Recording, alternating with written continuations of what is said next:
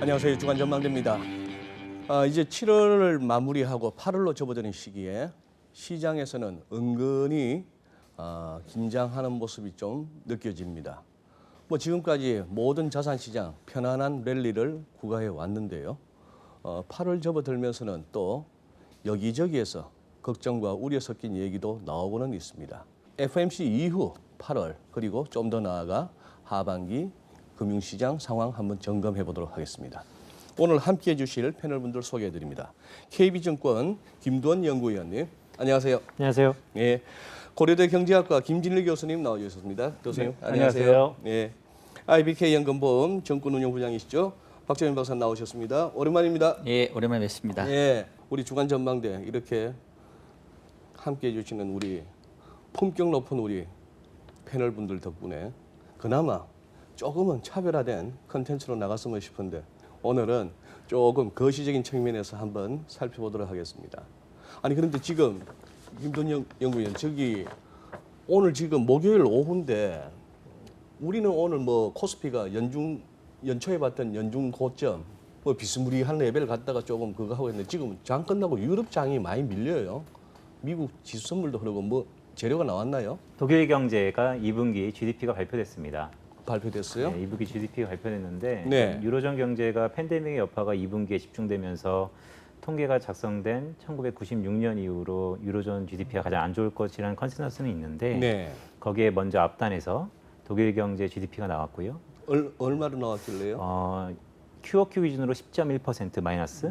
전분기 대비 네, 전분기 대비 마이너스 10.1%. 두 자릿수 마이너스가 그렇죠. 네, 나왔어요. 그리고 전년 동분기 대비로는 마이너스 11% 정도 나왔습니다. 전년비로는 네, 시장의 컨센은 전년 동분기 대비 한 마이너스 10% 정도를 봤었는데 그것도 워낙 안 좋게 본 거죠. 네. 네, 그거보다 더 안 좋게 나오면서 결국 이렇다 하면 저희가 이제 방송될 때는 아마 결과가 나올 텐데 유로존의 2분기 GDP가 한국 시각으로 금요일 날 발표되는데 네. 그러니까 미리 이제 독일 GDP를 정도를 보면 알 수 있는 거죠. 유로존 경제가 어느 정도 안 좋을 건지. 예. 그래서 그런 우려감들이 최근에 좀 반영이 된 것 같습니다. 교수님, 우리 오늘 녹화 끝나고 조금 있다가 미국도 발표하지 않습니까? 네. 2분기. 예. 근데 대충 어느 정도 그 마이너스 30몇 % 정도 나올 거다라고 보통 얘기를 합니다. 그러니까 아마 미국 그 QQ로요. 네. 근데 이제 우리나라랑 미국이랑 보통 이제 미국은 그걸 연율로 하거든요. 그렇죠. 그러니까 우리나라보다 4배가 더 왔다 갔다 하는 상황이니까. 네. 아니 그러면 교수님 그거 한번 좀 설명 해 주시죠. 지금 김돈 연구위원께서 말씀하신 독일은 전분기 대비 10몇 프로 빠졌습니다. 네. 전년 같은 2분기 대비 이거는 느낌이 오는데 네. 흔히 말하는 미국 지표의 연율은 개념이 어떤 겁니까? 그러니까 과거에는 미국 GDP가 네. 상대적으로 이렇게 굉장히 변동성이 작고 이랬기 때문에요. 네. 네. 신흥국은 그냥 그대로 발표를 하고요. 예. 네, 미국은 4배를 해서 연율로 발표를 합니다. 그러니까 한 분기당 성장률이 연율로 얼마일까? 네, 그런 식으로 하면은 과거에는 그냥 대충 비슷했는데 요즘 코로나 이후에 워낙 또 상황이 하다 보니까 미국은 30몇 %로 나와서 40년대, 그러니까 2차 대전 이후에 GDP 통계 작성한 다음에 아마 가장 큰 마이너스가 나오지 않을까 이번 2분기 성장. 그럼 연율 개념이 이렇게 되면 될까요? 예를 들어서 지난 1분기보다 예를 들어서 이번 2분기가 네. 한 3% 정도 GDP가 줄었다. 네. 그러면은 이런 페이스로 1년 동안 가면은 3, 4, 12에서 러플리 한 12%. 네, 그 경우에 마이너스 이제 미국 미리- 같으면 12로 발표를 그런 하고 식으로 발표를 한다. 우리나라는 3으로 발표를. 우리는 3으로 발표하고. 네, 네.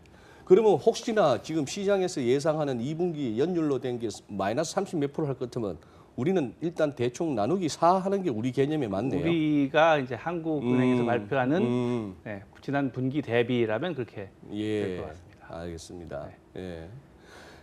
그리고 우리 또 이 중에서 우리 박정희 박사는 그것까지 하시니까 네. 운영도 하시는 분이니까 네. 어떻게 이번 팬데믹 장세에 짭짤했습니까?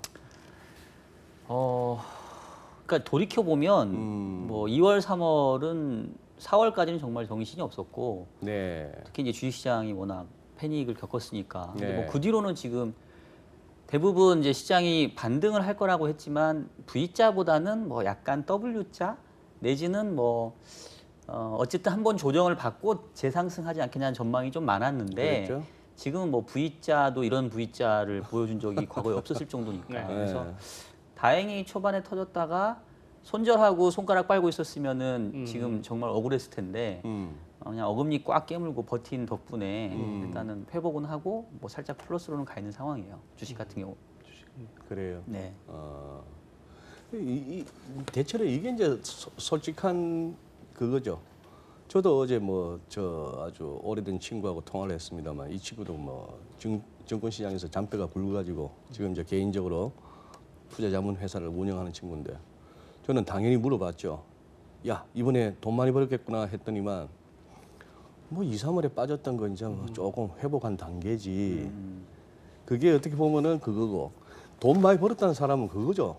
3월 중순부터 그렇죠. 완전히 새로 시작했던 새로 분들한테는 뭐 아마 계속 증시에 몸을 담고 계시더라도 이런 짜릿한 손맛은 또 다시 오기 느끼기가 쉽지 쉽지 않은 네. 그럴 것 같습니다.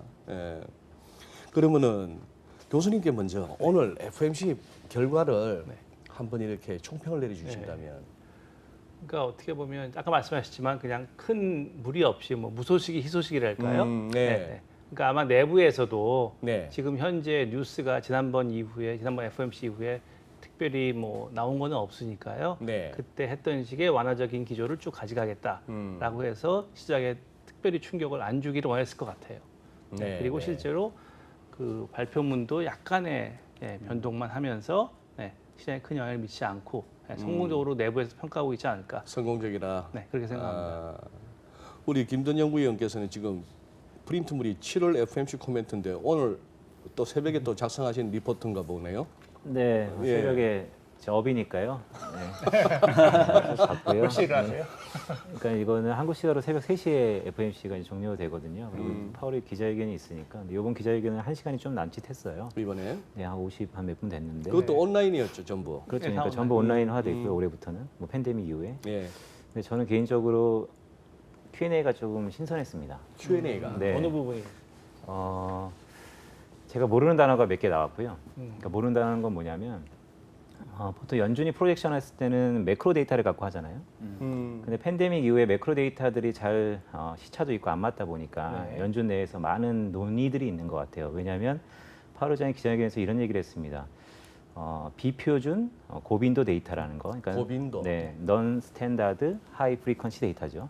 처음 들었습니다. 그러니까 정의를 내리지 않았는데 거진 이런 겁니다. 신용카드 사용액 아니면 일간 나오는 데이터들. 그러니까 최근에 시장에서 보는 구글 모빌리티 데이터처럼 아하. 매크로 데이터는 아니지만 마이크로 데이터로서 이런 미국의 경기의 흐름을 파악하는 것을 연준 내부에서도 많이 모니터링하고 있다는 것을 파악했고요. 저는 이 부분이 9월 프로젝션에 반영이 될 거라고 봅니다. 아. 따라서 대단히 큰 변화입니다. 제가 봤을 때는. 네. 왜냐하면 7월 FMC가 시기적으로 지난해 2월부터 시작했던 통화정책 리뷰가 끝난 상황이기 때문에 9월 아니면 그 어느 FMC에서는 새로운 이제 연준의 통화정책이 발표될 텐데 저는 뭐 9월로 보고요. 그렇다면 이런 부분들이 전부 녹아져 내리는 전망치와 또한 뭐 포워드 가이던스의 구체화도 거기에 연장선상일 수 있고요. 그래서 이번 기자회견이 제가 볼 때는 연준이 드디어 매크로와 마이크로를 같이 혼합하는 뭔가 뷰를 전망을 내기 시작했다. 그래서 우리가 한때 팬데믹 이후에 연준도 틀린다. 연준도 잘 모른다. 또한 2% 목표 인플레이션이 달성이 안 되는 그 수많은 시기 동안에 연준 내부에서도 많은 논의가 있었구나라는 생각이 좀 들어서요. 저는 아까 말씀드렸던 그 단어 비표준 고빈도 데이터 참 신기했습니다. 그런 부분이 매우 좀 중요해 보였고 또 두 번째로는 재정 정책을 강조했는데 네. 사실 6월 FMC 이후에 파월의 양원 연설 쭉 동일한 기조입니다. 재정을 써야 된다. 근데 저는 어떻게 들렸냐면 애석하게도 통화 정책이 창조적으로 새롭게 나오기 힘들겠구나. 흔히 시장이 얘기하는 ETF 형식의 주식 매입이라든지 아니면 지난달에 되게 화제됐었던 마이너스 금리 가능성이 없겠구나라는 생각이 좀 들었고요. 그래서 제가 이제 주목하는 연준의 통화 정책은 정부가 재정 정책을 원활하게 쓸 수 있도록 초점을 맞추는데 통화 정책이 가겠다. 그게 꼭 뭐 부채 화폐화가 아니더라도. 그래서 앞에 말씀드린 이 두 가지 부분이 겉으로 보면 별거 없었는데요. 세부로 Q&A를 쭉 보다 보면 상당 부분 좀 의미가 있었다라고 보고 또 개인적으로 올해 3월달에 여의도 이코노미스트들이 논란이 됐었던 인플레이션이냐 디플레이션이냐. 네. 연준은 일단 파월 의장 자체가 디스인플레이션이라고 얘기를 했기 때문에 네. 상당 부분 물가 압력도 조금 완만하지 않을까 이렇게 보고 있습니다. 혹시 그 Q&A에서 기자들이 혹시 그거는 묻지 않았나요?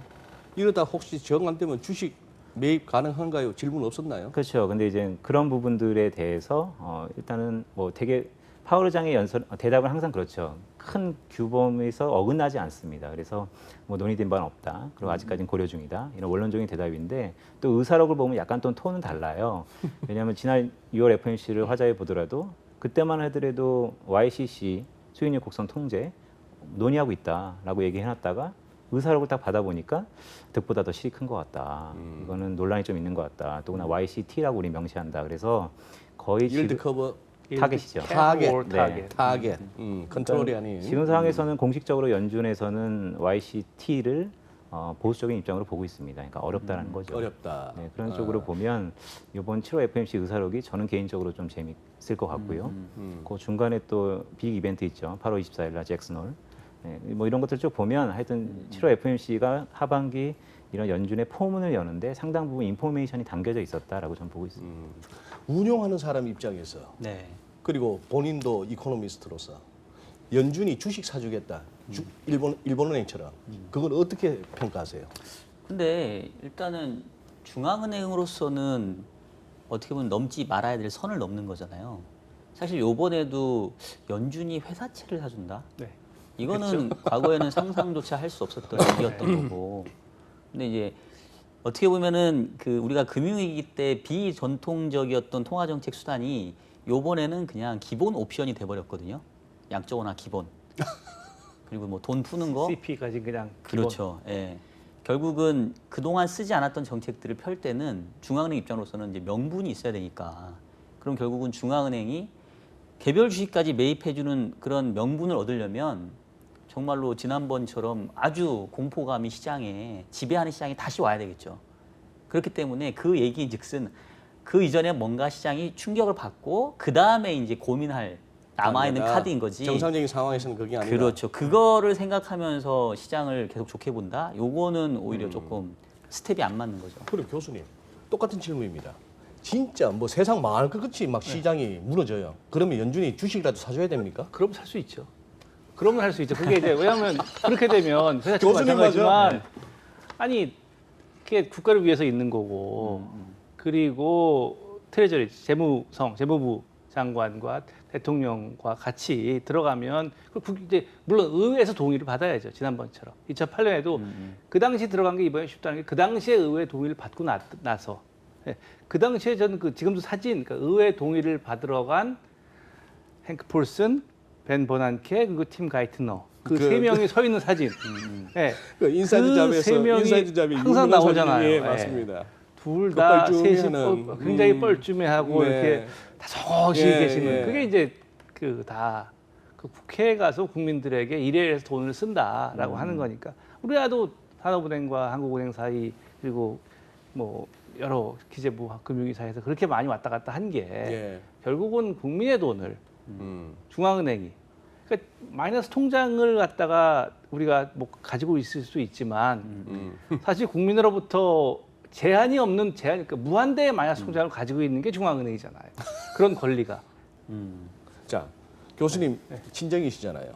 연준에서 좀 근무하셨잖아요. 자, 교수님은 경제학자세요. 네. 지금은 또 학교에서 학생들한테 경제학을 가르치세요. 연준에서도 이코노미스트로 근무하셨어요. 김돈 연구위원회, 연준도 잘 모르네. 네. 그 실상을 좀 한번 알려주시죠. 그분들 똑똑하십니까 다? 그러니까 상당히 다 똑똑하시고 똑똑하시고. 공부 잘하고 와서 열심히 일하고 열심히 시장을 열심히 하고. 보고 있습니다. 네. 근데 아까 말씀하신 대로 최근에 이제 하이 프리퀀시 데이터 보고 근데 non-stale 데이터 본다는 게 뭐냐 하면 과거에도 그걸 안 본 게 아니라 그거를 더 봐도 GDP라든지 기존에 보고 있는 데이터에 비해서 그렇게 추구하는 정보가 없다. 아까 전에 그 소위 말하는 일화는 주지만 그렇기 때문에 아주 보조적으로 봤었는데 요새는 그게 아니란 얘기죠. 왜냐하면 GDP가 나오고 다음 나오기 사이에 하도 많은 변화가 있으니까 지금 뭐 여러 가지 구글 데이터라든지 그런 데이터가 주는 정보가 워낙 많다고 지금 이제 인정을 하는 거죠. 근데 저는 그러니까 어떻게 보면은 그들도 사람인데 그렇잖아요. 그러니까 저는 기본적으로 이제 중앙은행들이 뭐 우리가 샤워실의 그 멍청이들이라고 비교할 정도로 물 뜨겁다고 확 틀었다가 그렇죠. 으차가라 했다가 또 네. 이렇게. 그러니까 그죠. 제가 보는 금융시장의 역사, 특히 금융위기의 역사는 항상 그 중앙은행의 이러한 바보짓에 의해서 만들었다고 생각을 하거든요. 그러니까 경제를 부양시켜야 될 때 너무 과하게 돈을 풀었고 또 경제를 위축시키기 위해서 적당하게 좀 쿨다운 시켜야 되는데 또 너무 급하게 브레이크를 밟아서 항상 이런 문제가 벌어졌다고 생각하기 때문에 중앙은행에 있는 분들이 물론 이제 열심히 노력하겠지만 이제 그들도 사람이기 때문에 어느 정도는 서로 그 부분에 대해서는 이제 인정을 해야 될 것 같고 요번에 FOMC에서도 사실은 이제 한동안 중앙은행 특히 이제 연준에서는 데이터 디펜던트라는 말을 많이 해왔던 것 같거든요. 네. 뭐 제닛 옐런도 그렇고 벤 버냉크도 마찬가지고. 근데 제가 이번에 FOMC 보면서 느꼈던 건 뭐냐면 이제는 코로나 디펜던트라는 얘기를 하고 있는 것 같다는 거예요. 성명서에 아예 문구가 그렇게 들어갔지 않습니까? 그렇죠. 향후 경제 경로는 바이러스에 달려 있다. 그렇죠. 어. 그러니까 왜냐하면 아까 얘기했던 것처럼 이제 그동안 보지 않았던 데이터를 본다는 얘기는 뭐냐면 과거에 한 번도 경험하지 못했던 새로운 유형의 경제 위기인 상태이고 이거는 우리가 흔히 말하는 뭐 수요 측면의 충격도 아니고 공급 충격이라고 얘기하기도 좀 애매하고 이제까지 뭔가 이렇게 좀 그 현대화된 세상에서 바이러스가 이렇게 경제 충격을 준 적이 없었기 때문에 연준도 데이터가 없는 거죠. 그렇죠. 뭔가 참고해야 돼야 할 만한. 그러니까 이제 그동안 보지 않았던 데이터를 통해서 뭔가 현재 경제의 위치가 어디 있는지를 지금 이제 보려고 하는 것 같고 저는 중앙은행 담당자가 그런 생각을 갖는 게 바람직하다고 봐요. 우리가 만능이다라고 생각하면 그게 오히려 경제를 위기로 몰고 가는 것 같고 우리도 잘 몰라. 그래서 우리가 신중하게 그동안 보지 않았던 데이터들도 이제 보면서 할 거야. 저는 이게 훨씬 솔직하고 오히려 더 바람직한 게 아닌가 싶어요. 저는 개인적 편견인지는 몰라도 조금 저도 그 파월 의장 잠깐 봤거든요. 이렇게 기자회견하는 예전에 그 트럼프 대통령하고 한참 각을 세우고 막 이럴 때는 참 이렇게 FMC 때마다 여기 그분 특유의 그 보조개도 아니고 그거 뭐죠? 이렇게 들어가면서 눈 약간 이러면서 좀 너버스한 표정. 근데 요즘은 제 느낌은 그래요. 내가 세상을 살렸는데, 내가 세상을 살렸는데 이런 분위기고 뭐 코닥에다가 저기 뭐야 그 필름 회사를 갖다가 제약회사 만들겠다고 발표하는 트럼프 대통령 동영상을 보니까 우리 천하의 트럼프 대통령께서 많이 거칠해지셨어요. 요즘 좀 그렇죠. 요즘 좀 흥이 날 리가 없죠. 흥이 날 리가 여러 가지로. 날 리가 없다. 지지율 격차가 너무 차이가 많이 나는 것 같아요. 네. 조 바이든 후보하고 한 15%포인트 정도 쉽게 이거 캐치업하기가 그러니까 물론 쉽지 승부수를 않았어요. 던지겠죠. 네, 이제 그게 이제 우리가 승부수를 고민해야 될 던지겠죠. 부분이겠죠. 그 승부수의 작은 게 공화당의 미치 맥코넬 상원 대표가 공개했던 1조 달러 부양책 중에 네. 그냥 막 1,200불씩 한번 더 뿌리자 이건가요? 그것도 뭐 거기서부터 이제 분위기를 하고 뭔가 크게 그 경제가 될 정치가 될 수 있고 네. 아까 김돈 연구위원도 언급하셨지만 통화정책보다 재정정책 자꾸 강조하는 이유는 뭐라고 보십니까, 교수님? 연준에서요. 예. 그러니까 통화 정책으로 한다면 아까 말씀하신 대로 아주 급격한 뭐 주식이던 그게 마이너스 금리도 그게 나와야 되니까 거기를 안 가기 위해서 안 가기 위해서. 네, 그 재정 정책을 얘기를 하는 거고요. 그 얘기는 거꾸로 재정 정책을 펴기 위해서 장기 금리는 좀 낮게 가지고 가겠다라는 거죠. 그러니까 어떻게 보면 장기 금리를 낮게 가지고 가겠다는 말 자체를 재정 정책이 중요하다는 말과 뭐 같은 의미로 하는 거죠. 거기다가 이제 저는 왜 재정 정책을 지금 얘기하냐면, 그러니까 통화 정책과 재정 정책의 차이는 저는 영향을 미치는 범위라고 생각을 하거든요. 그러니까 통화 정책은 흔히 말하는 무차별적인 영향을 주잖아요. 통화정책. 통화 정책은. 그러니까 저금리, 유동성은 돈이 있는 사람이나 돈이 없는 사람이나 직장인이나 뭐 일반인이나 똑같이 무차별적 영향을 미치기 때문에 흔히 말하는 이렇게 어떤 그 타겟된 정책을 펴기가 어려운 반면 재정 정책은 아주 세심하게 타겟팅 할 수 있잖아요. 그러니까 이번에도 뭐 예를 들면 기본소득 나눠준다고 한다면 뭐 그게 실업급여 형태가 될 수도 있고 아니면 뭐 소득 어느 이하일 수도 있고 그래서 지금은 연준 즉 통화 정책의 카드는 사실 제로금리까지 왔고 갑자기 연준의 보유자산 규모가 3개월 만에 3조 달러가 늘어나는 이런 어마어마한 정책을 폈었을 때는 사실은 할 만한 건 다 한 것 같고 이른바 대중적인 정책은 다 폈으니 이제는 좀 더 타겟팅된 재정 정책을 통해서 정말로 돈이 필요한 곳에 꽂아주는 정책이 필요하기 때문에 지금은 재정 정책을 오히려 더 강조하는 게 맞는 순서 아닌가라는 저는 생각이 들거든요. 옛날에 경제 개론 시간에 경제를 굴리가는 두 개의 수레바퀴 통화정책과 재정정책 뭐 이렇게 해서 뭐 그렇게 배웠던 기억이 납니다만 솔직히 요즘은 제가 보니까 그놈이네 그놈이. 그렇죠. 한 몸이죠. 지금. 내가 막 찍기가 부담스럽고 나중에 덤태기 쓸 것 같고 뒷감당도 안 되니까 그래도 이른바 선출직인 대통령하고 의회 의원들이 당신들이 합의해갖고 얼마씩 꽂아주자라고 당신들이 합의해 그러면 돈은 찍어줄게 이거 아닙니까 교수님? 합의해서 오면 합의해서 오면. 합의해서 오면. 네, 그렇죠. 그러니까 전통적으로는 재정 정책은 상대 가격을 바꿔서 그래서 뭐 물 가격과 커피 가격의 상대 가격 세금을 통해서 바꿀 수 있는 거죠. 아하. 네. 아하. 커피가 몸에 좋다 그러면 아. 세금을 낮출 테고 몸에 나쁘다 그러면 세금을 높일 테고 음. 그런 식으로요. 네, 네. 네. 그리고 개인 간에도 마찬가지고요. 네, A라는 직업을 가진 사람, B라는 직업을 가진 사람에서 누구에게 소득세를 많이 매길 것인가. 그런 상대 가격을 바꾸는 것이 재정 정책의 매력이고 그래서 아까 말씀하신 대로 정확하게 필요한 데 가서 할 수 있는 거고 통화정책은 반대로 화폐를 가지고 있는 모든 사람에게 그렇죠. 동일하게 영향을 미칠 수 있는 거죠. 네, 그게 분리가 됐었는데 예. 이제 그 분리가 깨지는 거죠. 네, 이자율이 0에 내로 이러다 보니까. 네. 그럼 이제 조금 이제 시장으로 좀 들어가야 될 만한 타임 같은데.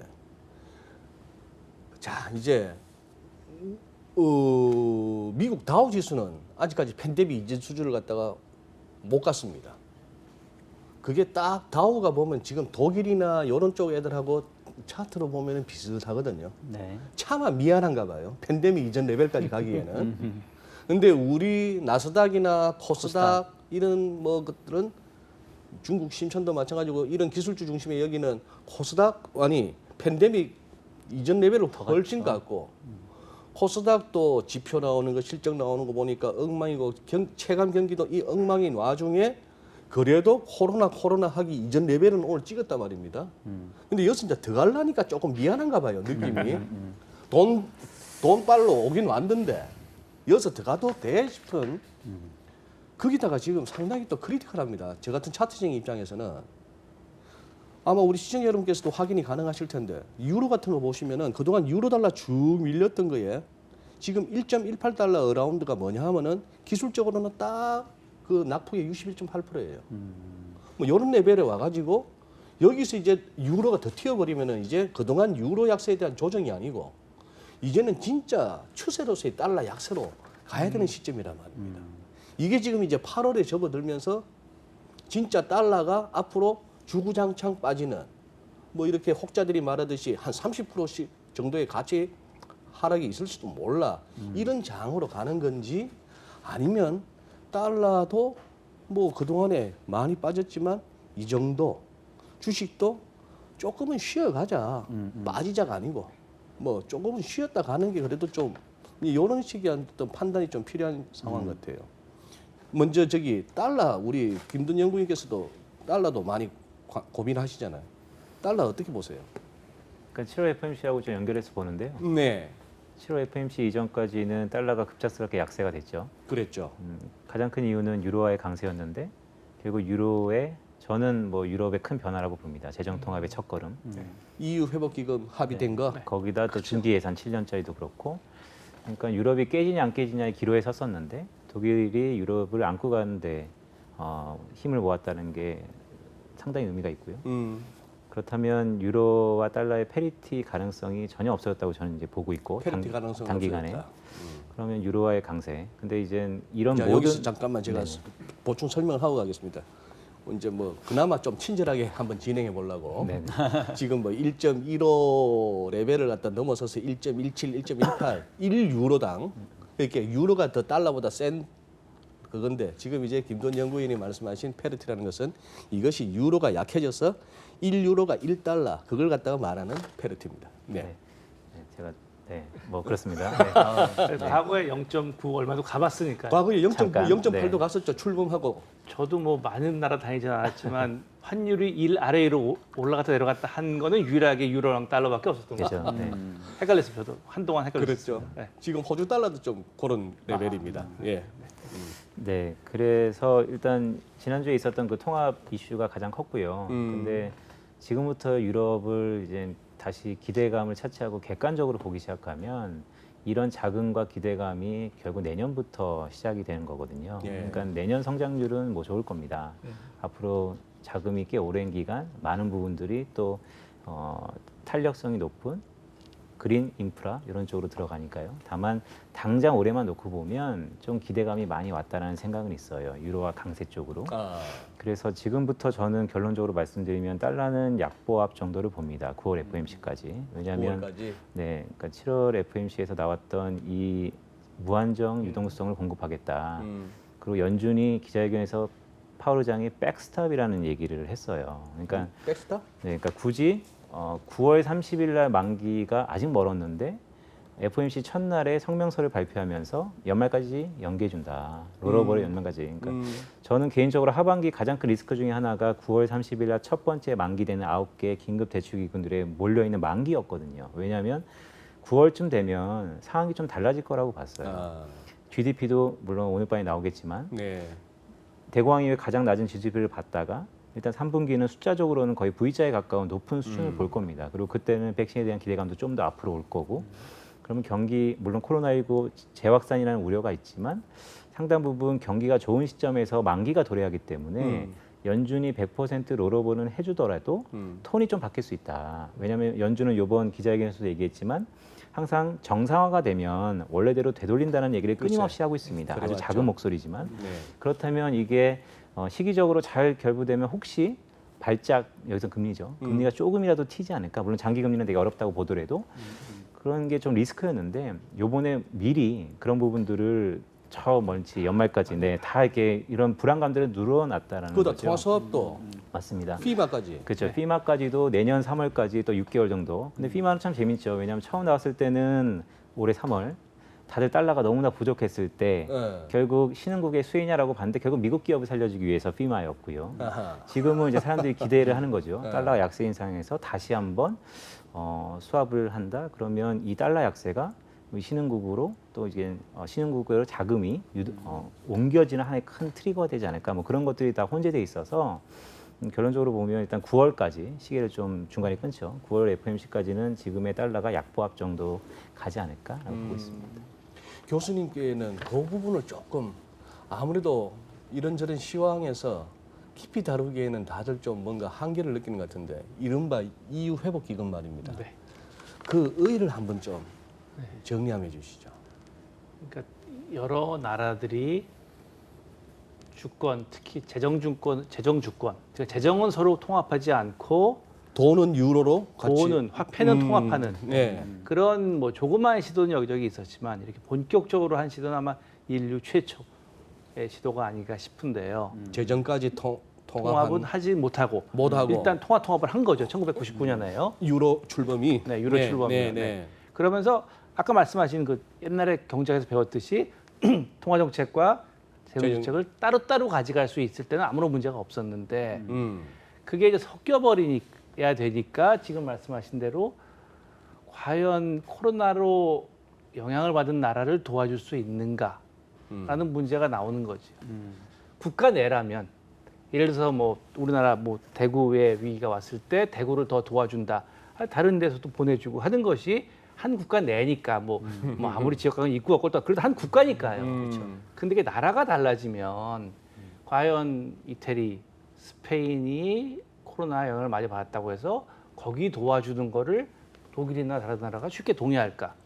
그건 훨씬 더 어려운 문제란 말이죠. 네. 네. 그런 의미에서 과거 그리스 도와줬던 거 7, 8년 전에 그거랑은 조금 다른. 네.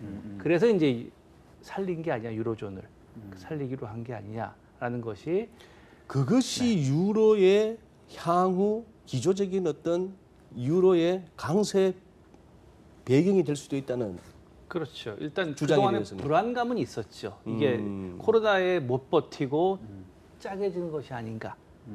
네, 유로가. 그렇지만 그건 최소한 아닌 걸로 네. 이제 됐으니까. 물론 이제 그때 며칠 하다가 또 안에서 싸우고 나와서 기자회견하고 서로 욕하고 뭐 그러면 정치인들이시니까 다들. 아니, 잘하더라고요 퍼포먼스를. 아 그렇죠. 왜냐면 네. 자기는 또 자기 나라에 가서 선거를 해야 되니까 다. 그 아. 모든 사람들이 나 그냥- 돌아가면 선거하는 거니까. 나 그냥 넙죽 주고 온 거 아니다. 아 그렇죠. 나- 뭐또판 깨려고 했다. 나 할 만큼 했다. 다 그런 거죠. 그 정치 그게 다 자기 나라 국민들 보라고 하는 거니까요. 맞습니다. 그러니까 참 중요한 시기였던 것 같고요. 왜냐하면 유럽이 그러니까 세계 역사죠.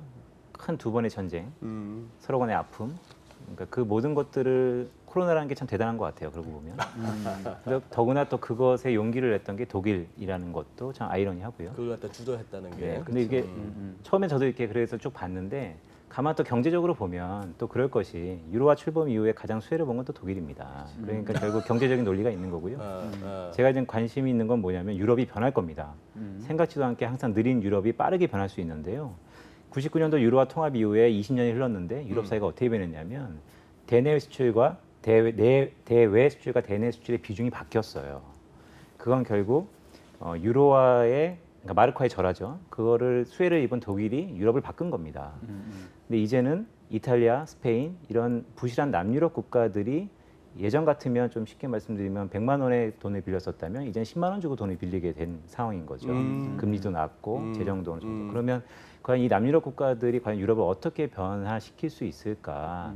결국 이러다 보면 혹자는 결국 그래도 양극화, 결국 독일만 좋아질 거다라는 우려도 있지만 저는 이 부분이 유럽을 어떻게 변화시킬까가 가장 중요한 어떻게 보면 중장기 투자에서 중요한 분수령이 아닌가라고 보고 있습니다. 예. 그래서 지금 다시 이제 약간 우리 달러원 환율 국내로 잠깐 시계를 돌리면은 네네. 그동안에 달러 인덱스 뭐 유로 달러가 이렇게 치솟아 가니까 달러 인덱스가 이렇게 흘러내리죠. 그거에 비해서 우리 원화가 환율이 희한하게 1190 근처만 오면 잘 안 밀리거든요. 그렇죠.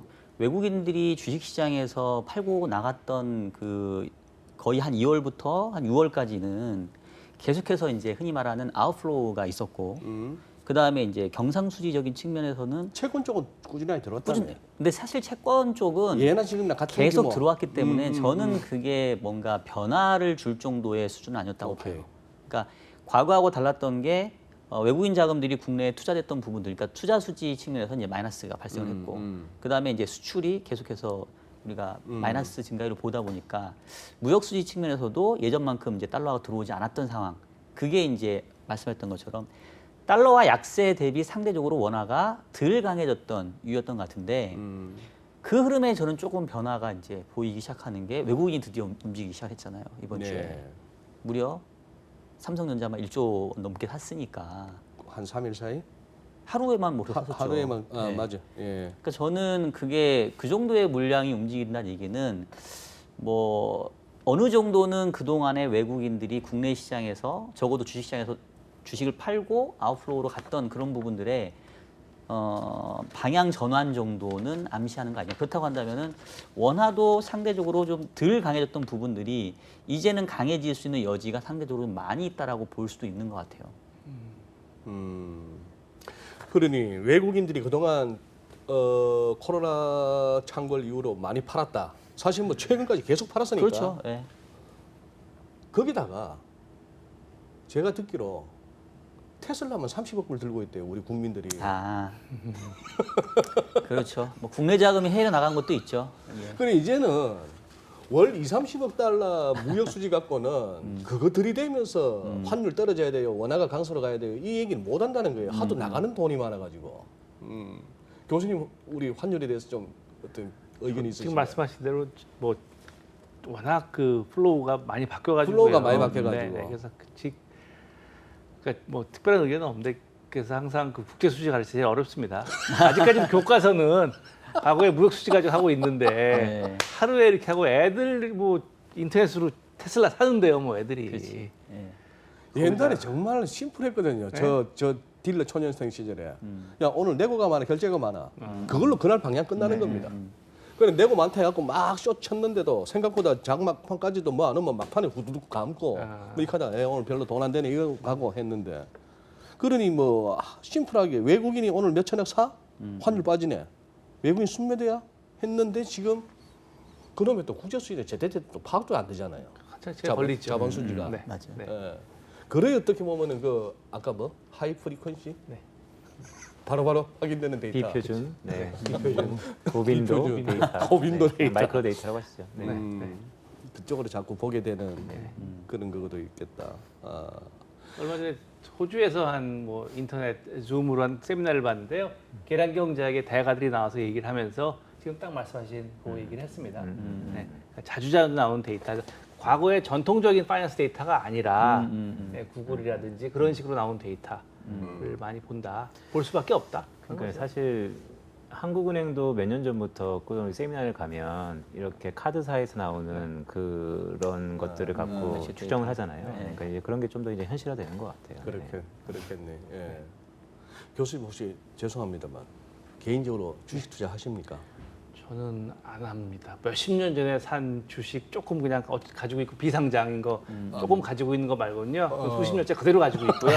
네, 그거 말고는 아까 말씀 미국 연준에 있을 때 하도 주식에 대한 제약이 많아가지고요. 주식 투자에 대해서요. 네, 그러니까 뭐 FOMC이 몇 주 전부터 못 한다, 끝나고 몇 주 동안 못 한다.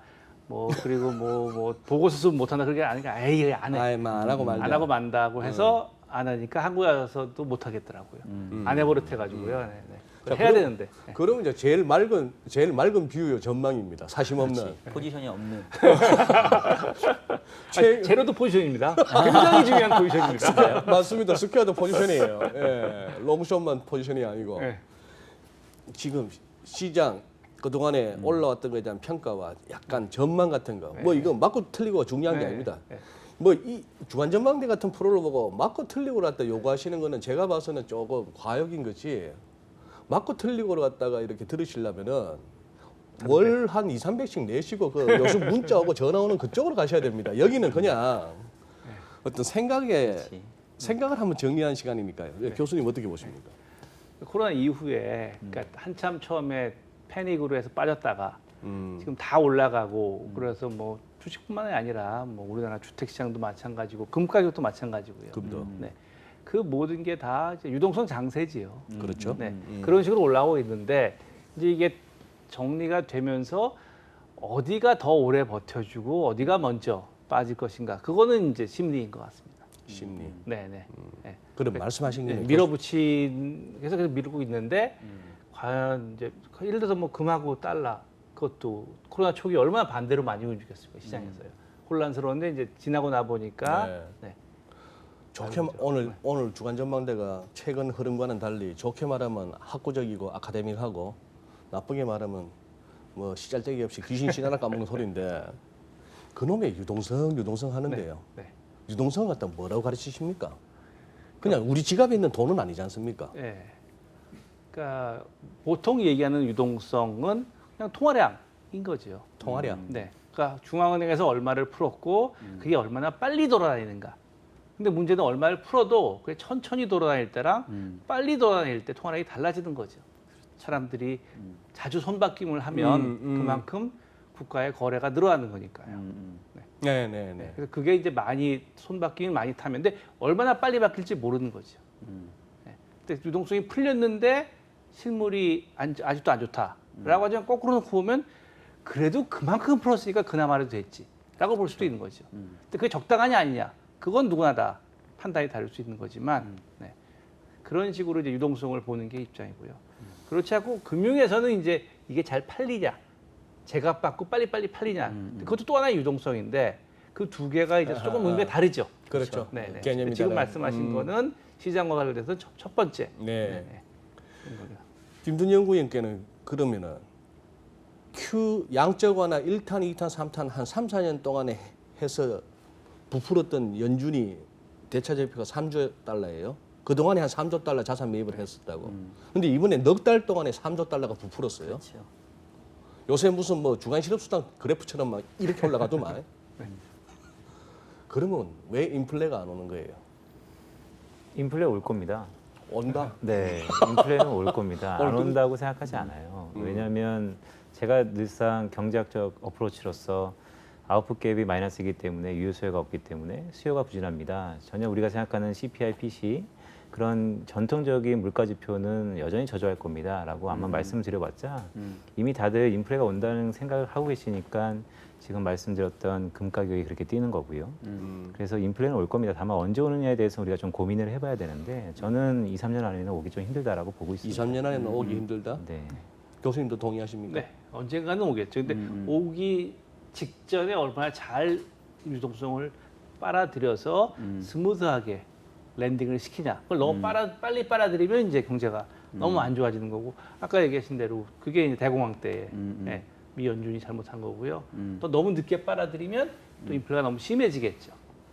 네, 그게 어떻게 보면 70년대의 큰 실수였죠. 전 세계, 특히 미국 연준이 한 그 중간에 어딘가 해서 2008년 금융위기 때도 연준에서 이제 보고서 쓰고 이제 위에서 윗분들의 질문을 받아보면 그분들이 연세가 몇 살이냐 그리고 본인의 가장 중요한 경험이 무엇이냐 하는 거에 따라서 질문이 달라집니다. 네. 네. 역사를 하신 분은 버나키 같은 분은 대공황을 얘기하고요. 버냉키 같은 분. 그리고 단콘 그분 같은 경우에는 단콘 부의장 같은 경우에는 아, 네. 평생을 연준에서 일을 하신 분이거든요. 네, 네. 그리고 그분이 항상 얘기하는 게 그 당시에 인플레이션 얘기할 때 젊은 뭐 찰리 에반스니 제임스 블러드니 이런 젊은 이제 FOMC 위원들한테 니네 그때 안 살아봐서 그게 얼마나 어려운지 아냐. 우리가 인플레 잡으면 얼마나 고생을 했는데 다 잡아서 주니까 니들은 거 당연한지 알지. 아니다. 그냥 어느 나라나 우리나라도 옛날에 뭐 전쟁을 겪으신 일제 시대를 겪으신 분, 네. 전쟁을 겪으신 분, 60, 야 옛날에는 안 그랬어. 뭐 라떼. 네, 그게 연이 똑같더라고요. 근데 뭘 걱정하는지가 본인의 경험에 따라 너무 다르고. 네. 네. 그러니까 지금은 이제 대부분이 다 2008년은 겪었단 말이죠. 야. 거기는 코스가 있는데 그 이전에 어느 생각을 하느냐. 그래서 만약에 닷컴 버블 때 한참 일을 하고 고생하셨다는 분들은 이제 걱정을 하는 거고요. 또 인플레를. 네. 네, 참. 자산 버블을요. 이런 얘기 너무 재밌네요. 그 천하의 제임스 블라드 세인트루이스 연방은행 총재도 그런 그 당시에 이제 젊었을 때 고참들한테 그렇게 닦이는 시절이 있었군요. 그렇죠. 이제 뭐 니네 그때 없어봐서 그렇지. 니네 그때 뭐 대학생이 아닌데 네가 뭘 알아? 뭐 이런 식으로 이제 사석에서 얘기를 하면 네. 그러니까 근데 저는 두 분의 생각하고 많이 달라요. 어떤 점에서? 저는- 인플레 부분? 저는 인플레이션이 이미 왔다고 봅니다. 자산 시장에 자산 시장 그렇죠. 인플레이션은 이미 시작됐죠. 그러니까 맞아요. 인플레이션의 정의를 어떻게 하느냐가 중요한데 인플레이션의 정의는 저는 그냥 심플하게 돈의 가치가 떨어진 게 인플레이션이에요. 음흠. 그죠? 음. 그리고 진짜 뭐 3살 먹은 아이도 아는 모든 가격은 수요와 공급에 의해서 결정이 되고 지금 말씀하셨던 것처럼 3조 달러를 과거 금융위기 때는 거의 6년, 8년에 걸쳐서 공급했던 걸 이번에 4개월 만에 3조 달러. 3조 달러면 3,600조 원이고 우리나라 GDP의 2배입니다. 2배. 그죠? 그러면 그만큼 돈이 풀렸기 때문에 돈 가치는 떨어졌는데 문제는 돈의 가치가 떨어지는 게 재화와 서비스에 따라서 저는 차별적이라고 보는 거예요. 네. 그리고 그 재화 서비스의 차별적인 기준은 저는 한계가 있냐 없냐. 한계? 그러니까 유한하냐 무한하냐. 음. 그러니까 예를 들면 우리가 먹고 사는 공산품, 그다음에 뭐 옷 이런 것들은 어떻게 보면 이제 흔히 말하는 공급 곡선의 이동, 기술의 혁명, 유통 시장의 혁신, 아마존 효과 이런 것 때문에 아무리 돈이 풀려도 그쪽은 공급이 더 많아요. 그러니까 물가가 절대 안 오르죠. 근데 반면에 돈 가치가 특히 떨어진 부분들은 한정적인 부동산, 주식도 마찬가지고요. 금도 마찬가지고요. 비트코인도 마찬가지고. 제가 요즘에 가장 많이 받는 질문이 안전자산의 가장 대표는 금인데 네. 금 가격이 사상 최대치를 경신을 했어요. 근데 우리 아까 얘기했던 것처럼 나스닥, 코스닥, 기술주도 사상 최고치를 경신했어요. 얘는 위험자산의 대표인데 그러면 뭐가 맞고 뭐가 틀린 거냐는 거죠. 저는 둘 다 맞는다. 왜? 공통적인 건 뭐냐면 둘 다 한계 약간 유한한 것들. 돈 가치가 지금 떨어진 거예요. 다만 우리가 실질적인 경제 상황에서 느끼질 못하죠. 왜냐하면 그쪽 공급은 수요보다 훨씬 많은 거고 이쪽 자산시장에서의 수급은 공급보다 수요가 훨씬 많은 거고 그러니까 그냥 심플하게 주가가 왜 이렇게 올랐고 금 가격 왜 이렇게 올랐고 부동산 가격 왜 올랐냐? 저는 인플레 온 거다. 뭐 일리 있는 말씀이네요. 인플레가 아직 안 왔다고 저는 생각하지 않고 이미 왔고 이 인플레가 더 갈 거냐? 그 다음에 이제 인플레의 범위가 확산될 거냐? 이제 그 부분이 중요한 것 같고요. 확실한 거는 이미 돈 가치가 훨씬 떨어진 거다. 그리고 이 돈 가치를 계속 떨어뜨리고 있는 장본인이 돈을 찍어내는 중앙은행인데 예. 얘가 계속 찍을 거냐 말 거냐가 중요한데 FOMC 결과 보니까 코로나 디펜던트라고 하잖아요 지금. 그래서 저는 뭘 느꼈냐면 아 코로나가 오히려 창궐하면 창궐할수록 자산 가격 더 가겠네. 그러죠. 저는 역설적으로 이렇게 보거든요. 네, 저하고 비슷한 생각을 하셨네. 저도 성명서의 그 문장을 보고 제가 참 이 시국에 이렇게 얘기하면 혼날 말인 줄 알겠지만 시장 입장에서는 코로나 확진자 쭉쭉 기하급수적으로 늘기를 바라겠구나. 돈 더 풀으라고. 그렇죠. 뭐 이런 생각을 하게 되더라고요. 그건 이제 연준이 하는 일이 물가 안정과 고용 안정이고 물가를 지금 말씀하신 대로 PC, 요건 CPI를 정해놨기 때문에 그렇게 갈 수밖에 없는 게 맞는 거죠. 우리가 너무 기존에 무슨 뭐 PC 인플레이션이 무슨 뭐 CPI니 이런 거 말고의 다른 어떤 기준을 세워야 되는 거 아닙니까? 그러니까 학계에서는 네. 2000 예를 들어서 3년 그때요. 그러니까 한참 그 소위 말하는 그레이트 마더레이션 대안정기 대안정기. 때 하면서 네. 자산 시장이 위험하다. 그러니까 인플레이션을 제어만 볼 것이 아니라 자산도 같이 넣어서 보자. 그런 학계에 대한 학계 이야기는 있었습니다. 근데 그걸 이제 문제가 뭐냐면 그런데 자산은 어느 정도가 적절한지를 아무도 모른다. 라고 하는 거죠. 네. 그래서 이제 학계의 논의는 있었으나 그게 연준 혹은 국회의 논의까지는 가지는 못했고 그래서 국회에서는 여전히 그냥 인플레이션을 전통적으로 재화로 정의를 하고 예, 왜냐하면 국민소득을 정의한 것 자체가 1년 동안에 생산할 수 있는 양이니까요. 그렇죠. 그 2차 대전 전쟁 때 얼마나 물자를 조달할 수 있는가 이런 개념이었거든요. 예, 이미 만들어 놓은 자산의 가치가 아니라 이번 해에 얼마를 만들 수 있는가. 예, 왜냐하면 그거를 갖다가 계속 전쟁에 쓸 수 있는 거니까요. 그러니까 새로 나오는 개념입니다. 새로 나오는 그 물건들의 개념이니까요. 기존 자산들은 신경을 안 썼죠. 그동안은 재화와 자산의 가격이 비슷하게 왔다 갔다 했는데 특히 이번 코로나 때는 예, 재화의 가격은 떨어지니까 계속 돈을 풀고 그래서 돈은 점점점 자산으로 가는 거예요. 지금 말씀하신 그런 이유로요. 네.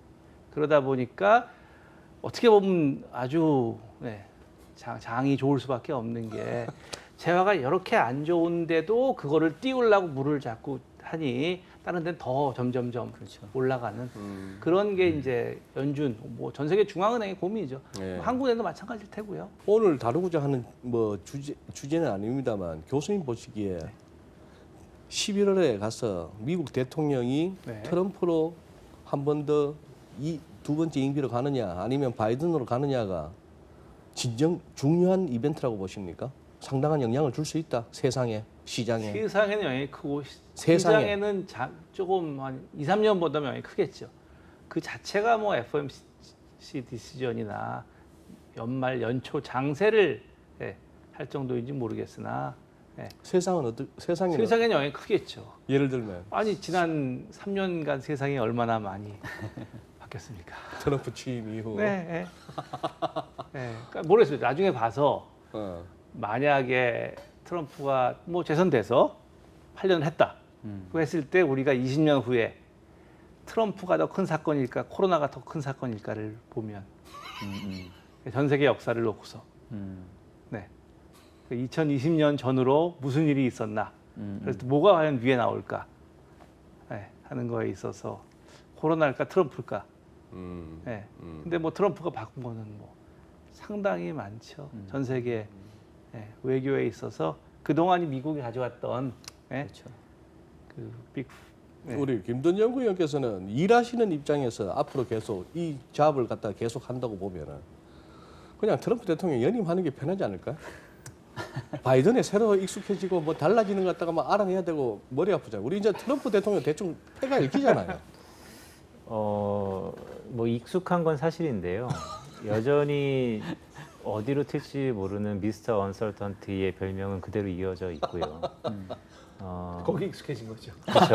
네, 거기에 익숙해진 거죠. 어떻게 보면. 글쎄요. 근데 결국 이런 생각이 있습니다. 누가 되던 결국 미국 중심으로 흘러가는 생각을 할 거고 거기에 맞춰서 세상은 변할 거니까. 미국 중심으로. 그렇죠. 그러니까 바이든이 되던 트럼프가 되던 결국 미국의 국익을 위해서 뭔가 정책을 펼 거고 그게 우리는 먼 미래에서 먼 발치에서 그게 우리 한국한테 도움이 되는 플래닝 아니면 그런 계획이라고 해석을 하려고 노력을 하지만 실상 그게 맞는 건지에 대해서도 또 고민이 좀 있고요. 사실은. 근데 뭐 아까 좀 말씀이 나와서 얘기지만 지지율 격차 벌어졌는데요. 9월 달부터는 좀 좁혀질 것 같아요. 결국 TV 쇼를 시작하면 대면에 강한 TV 토론? 네네 트럼프가 그걸 좁힐 겁니다. 근데 그게 이제 과연 좁혀질 거냐 끝까지 아니면 그 어느 정도 절대치 한 6, 7%의 지지율을 벌어진 상태에서 선거를 치를 거냐는 좀 중요해 보이고요. 그리고 이제 남부 지역에 텍사스가 지금 스윙 스테이트예요. 그놈 텍사스가 언제 스윙 스테이트냐? 한국으로 얘기하면 정치색이 좀 그렇지만 대구가 이제 이렇게 된 것처럼 기본적으로 이제 그런 스윙 스테이트 지역의 코로나19의 재확산 확진자 수에 따라서도 많이 결부가 되니까요. 이번 대선은 뭐 팩트는 딱 하나입니다. 11월 3일이 돼야지 결과를 알 수 있다는 거. 네. 그 이전에는 뭐 51대 49도 어렵다는 거. 이제 뭐 하반기 너무 길어요. 8월로 한정하시죠. 네. 개인적으로 무엇에 집중하고 계시고 우리 시청자 여러분이나 투자 여러분께 뭘 좀 이렇게 유념하시라 하실 만한 건지. 지금의 유동성 파티, 뭐 파티인지 어쩐지 나중에 봐야 알겠지만 저는 이 효과가 더 간다라고 보기 때문에 그래서 지금은 예전과는 조금 다른 접근 방법을 취해야 된다고 보는 거고요. 이제 그 부분은 있어요. 그러니까 결국은 그렇다고 한다면은 현금과 반대되어 있는 뭔가는 가지고 있어야 된다 무조건. 현금과 반대. 돈이 아닌 다른 거. 그러니까 그게 뭐 실물 자산일 수도 있고 금융 자산일 수도 있고. 그러니까 우리가 일반적으로 얘기하는 재화와 서비스 말고 주식이든 채권이든 뭐 금이든 뭐 비트코인이든 부동산이든 이 돈으로 값이 매겨지는 것을 들고 있어야 되겠다. 왜냐하면 저는 돈 가치는 계속 떨어지는 상황이라고 저는 보는 거거든요. 그러면 이제 여기서 그럼 어떤 애가 이제 순위를 할 건데 이제 이 부분이 중요할 텐데 여기서는 이제 코로나가 어떻게 전개되냐에 조금 영향을 받을 것 같아요. 코로나가 확산이 되면 지금과 같은 형태의 이제 비대면 관련된 흔히 말하는 뭐 BBIG라고 얘기하는 그런 그러니까 BBIG가 뭐예요? 뭐 있잖아요. 바이오, 배터리, 인터넷, 게임. 그래서 BBIG. 예. 그러니까 심플하게 생각하면 코스피가 더 갈 거냐, 코스닥이 더 갈 거냐 했었을 때 코로나가 창궐하고 이게 잘 안 잡히면 여전히 비대면 관련된 코스닥이 더 갈 것 같고 조금이라도 뭔가 잡히는데 여전히 경제 활동에 제약이 있다라고 한다면 그래도 옛날보다는 사람들이 조금씩 경제 활동을 하니까 그동안 눌려 있었던 코스피가 좀 더 갈 수 있고 근데 요즘의 상황은 약간 순환매 같은 느낌이 들거든요. 예. 삼성전자, 하이닉스가 좀 움직이는 걸 보면 그동안 얘네가 너무 눌려 있었던 거 아니야?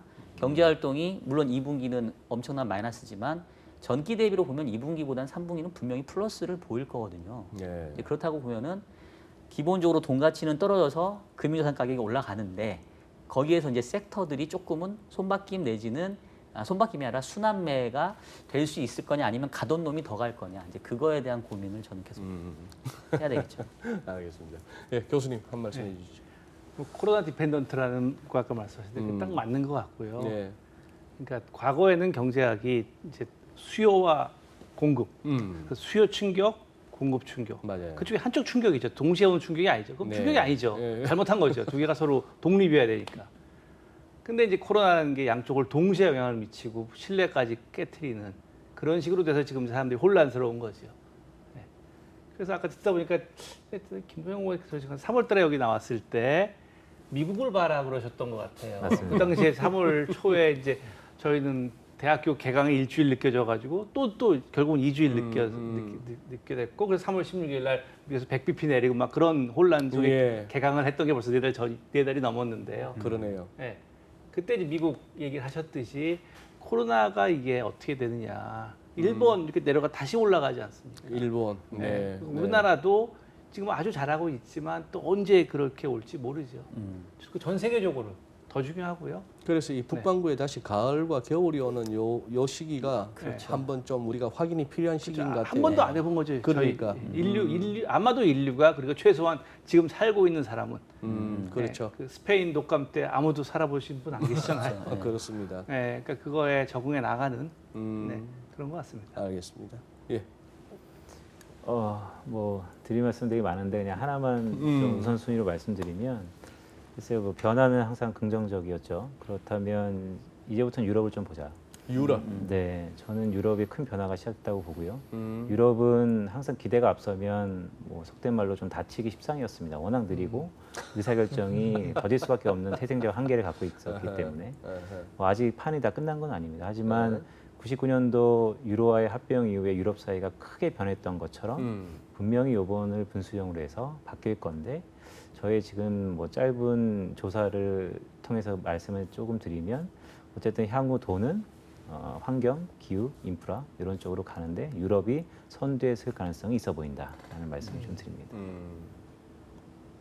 지금 뭐 괜히 또 시간 잡아먹을라. 미국 편을 갖다가 확실하게 든 나라들은 눈에 보입니다. 일본, 아베 총리가 얼마나 공을 들였어요. 호주, 그리고 영국, 존슨 총리 코로나 한 걸렸다가 많이 착해지고 온순해지긴 했습니다만 여기는 대놓고 미국 편을 들어요. 네.